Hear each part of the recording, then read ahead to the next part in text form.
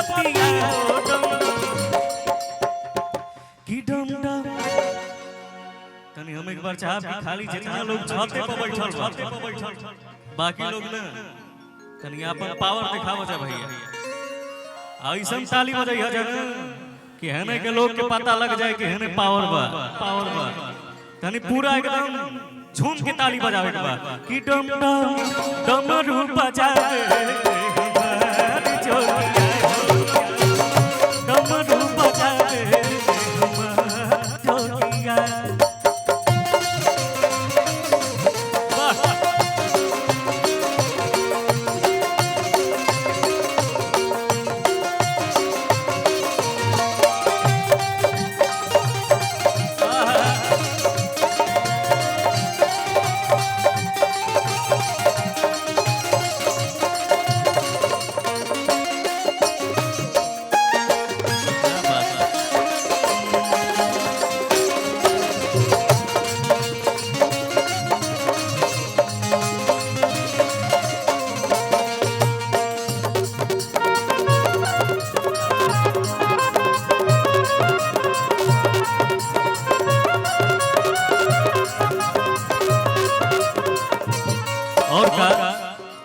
बाबा अपने ही हाथे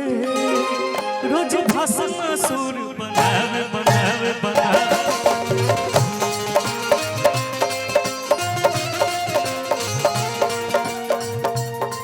फिर करी डर से भागी अपन जान बचावे बचावे बचावे